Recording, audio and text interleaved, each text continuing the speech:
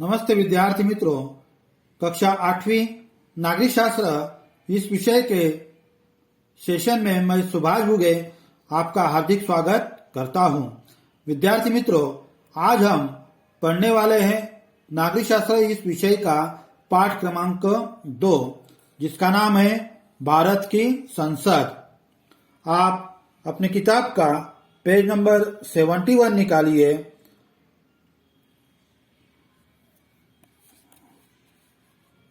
हमने देखा कि संसदीय शासन प्रणाली में संसद महत्वपूर्ण है। पिछला जो पहला लेसन है, उस पहले लेसन में हमने देखा है कि संसदीय शासन प्रणाली जो है उसमें संसद बहुत ही महत्वपूर्ण है। आप लोगों के सामने यह नई दिल्ली जो भारत की राजधानी है, वहां पर जो संसद भवन है उसका पिक्चर आप लोगों को दिखाई दे रहा है। तो संसदीय शासन प्रणाली में यह संसद कितनी महत्वपूर्ण है, यह हमने पहले पाठ में देखा है। तो आज हम ये जो पाठ है, दूसरा पाठ, प्रस्तुत पाठ में हम भारत की संसद का अध्ययन करने वाले हैं। भारत की संसद की निर्मित संविधान द्वारा हुई है। भारत का जो संविधान है, जो डॉक्टर बाबा साहब अम्बेडकर की अध्यक्षता में बना हुआ है, उस संविधान के द्वारा भारत की संसद की निर्मित हुई है। राष्ट्रीय स्तर पर अर्थात संघ शासन प्रणाली के विधानमंडल को संसद कहा जाता है। तो विधानमंडल जो है, उस विधानमंडल को संसद कहा जाता है। उसके अनुसार संसद में, तो विधानमंडल के अनुसार संसद में राष्ट्रपति, लोकसभा और राज्यसभा का समावेश रहता है। तो जो संसद है, इस संसद में राष्ट्रपति, लोकसभा और राज्यसभा का समावेश रहता है। राष्ट्रपति भारत की संसद के अविभाज्य घटक है, परंतु वे सदन में उपस्थित रहकर चर्चा में सहभागी नहीं हो सकते। तो भारत के जो राष्ट्रपति हैं, वह संसद के अविभाज्य घटक है, यानी वह उस संसद के बहुत ही महत्वपूर्ण ऐसे घटक है। वह संसद में उपस्थित तो रहते हैं, लेकिन संसद में जो चर्चा होती है, जो डिबेटिंग होती है, उसमें वह सहभागी नहीं हो सकते हैं।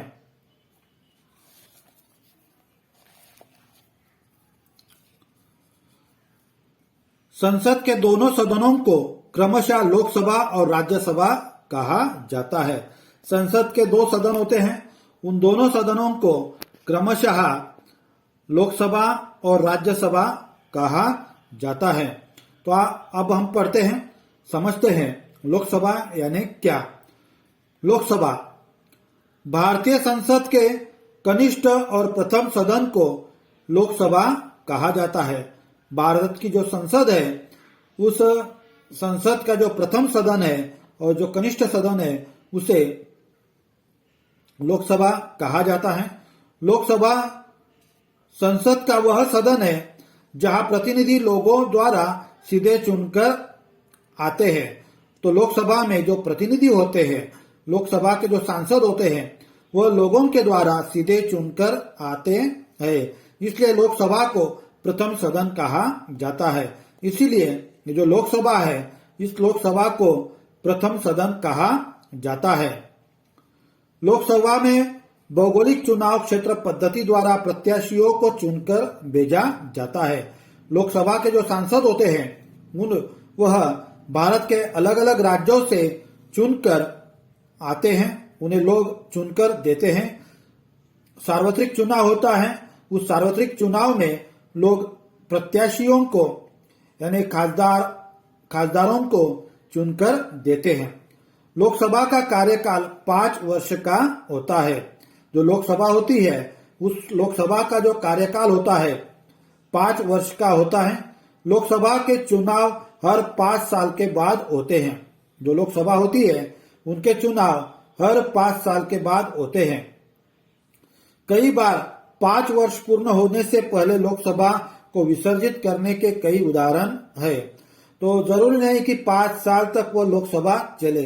कभी कभार वह लोकसभा का विघटन होता है, जो प्रत्याशी जनता चुनकर देती है वो प्रत्याशी राजीनामा देते हैं या किसी कारणवश वह लोकसभा भंग होती है। ऐसे बहुत सारे उदाहरण भारत में हुए हैं। ऐसे समय करवाए गए चुनावों को मध्यावधि चुनाव कहते हैं। तो ऐसे समय में जो चुनाव होते हैं उन्हें मध्यावधि चुनाव कहते हैं।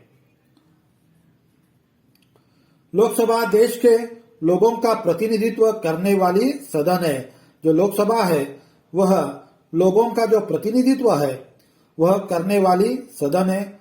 संविधान के अनुसार लोकसभा की अधिकतम सदस्य संख्या 552 होती है।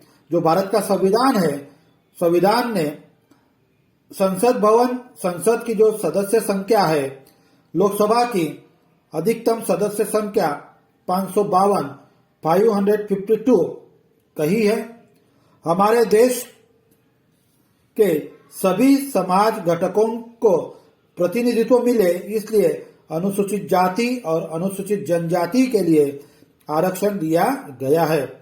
ये जो 552 सदस्य होते हैं, इन 552 सदस्यों में समाज के सभी वर्ग आए, इसलिए यहाँ पर अनुसूचित जाति और अनुसूचित जनजाति के जो सदस्य होते हैं, जो समाज के लोग होते हैं, उनके लिए रिजर्वेशन यानी आरक्षण दिया गया है तथा एंग्लो इंडियन समाज को उचित प्रतिनिधित्व न मिलने पर राष्ट्रपति इस समाज के 2 प्रतिनिधि को लोकसभा के लिए मनोनीत कर सकते हैं।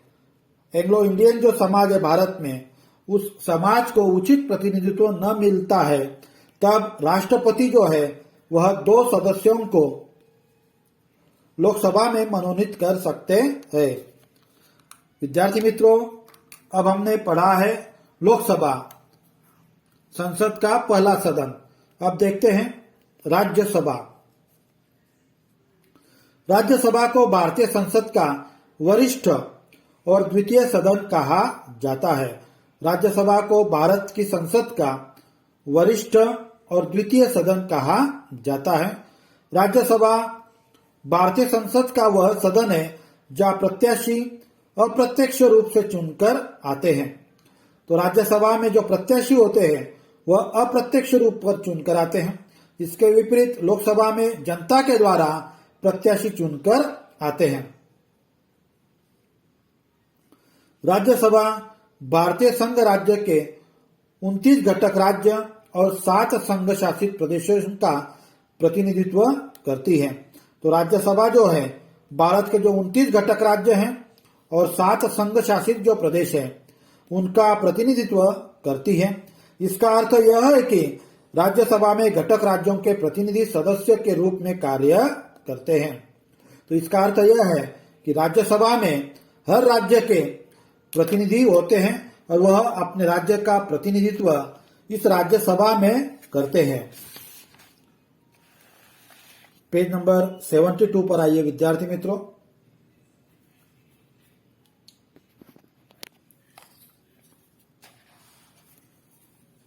राज्यसभा की कुल सदस्य संख्या 250 है। राज्यसभा के जो कुल सदस्य संख्या है उनकी संख्या होती है 250। इसमें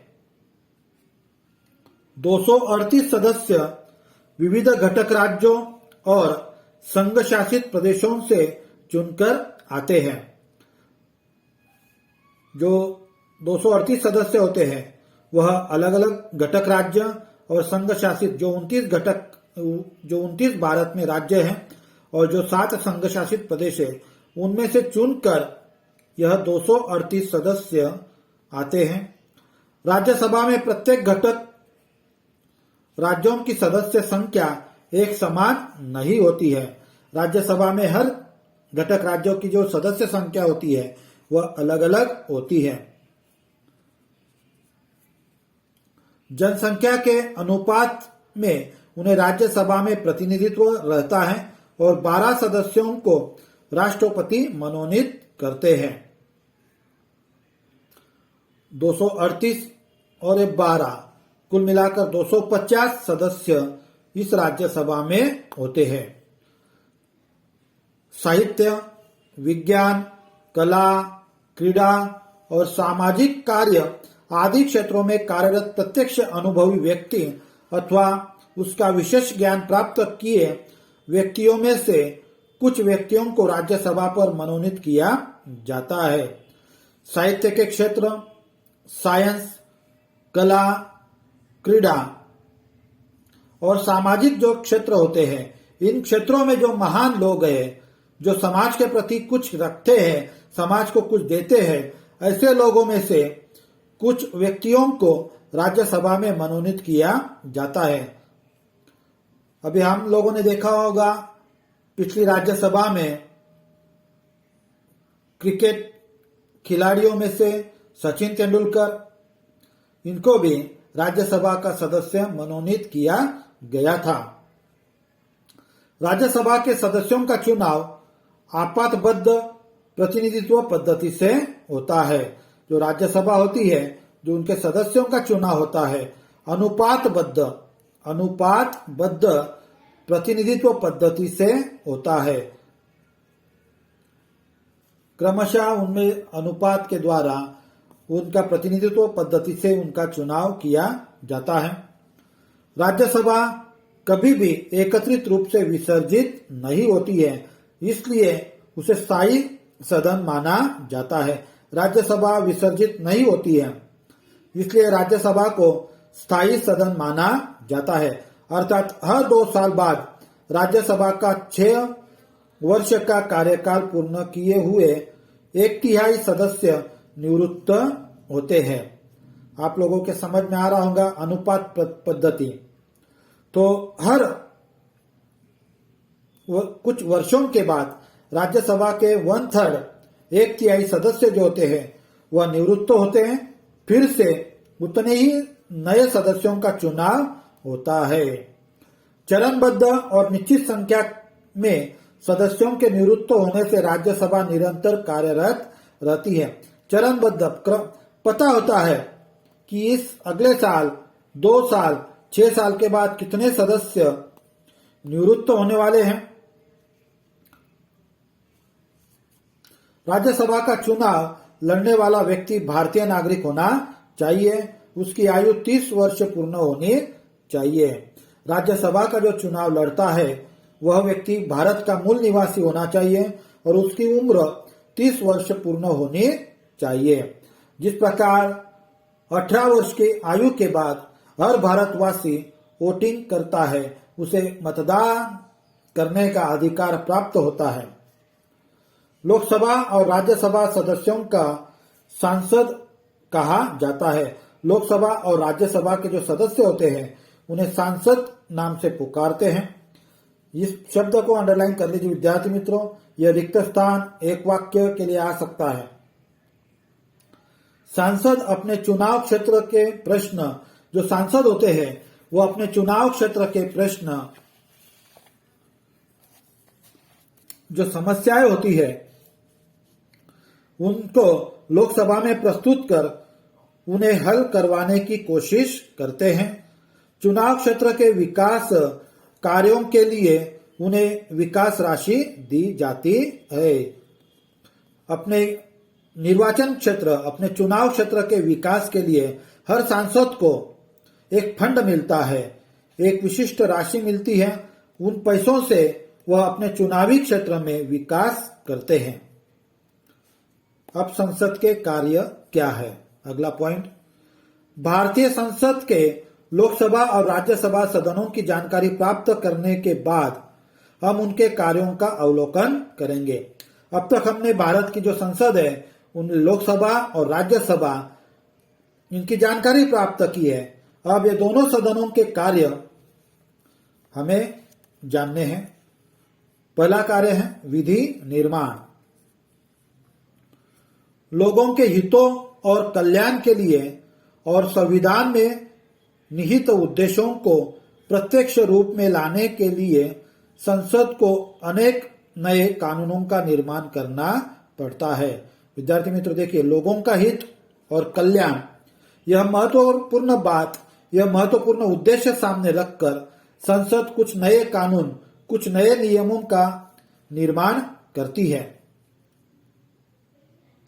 साथ ही कालबद्ध कानून रद्द करने पड़ते हैं और कुछ ऐसे कानून होते हैं जो काफी पुराने हो गए होते हैं, काल बाह्य हो गए होते हैं। अब उन कानूनों में परिवर्तन करके, उन कानूनों में सुधार करके कुछ नए कानूनों का निर्माण करते हैं। कुछ कानूनों में उचित परिवर्तन किए जाते हैं, कुछ कानूनों में, कुछ नियमों में बदलाव किए जाते हैं। संविधान में ही कानून निर्मित की प्रक्रिया स्पष्ट की गई है। जो हमारा संविधान है, उस संविधान को पूर्णतः अधिकार है। उसके अनुसार संसद अपनी प्राथमिक अथवा मुख्य जिम्मेदारी का निर्वहन करती है। तो उसी संसद के आधार पर जो संसद भवन है वह अपने नियमों का निर्वहन करती है, जिम्मेदारी पूर्णतः करती है। विद्यार्थी मित्रों, इस सेशन में विराम लेता हूं। अगले सेशन में फिर से मिलेंगे। धन्यवाद। Bye bye.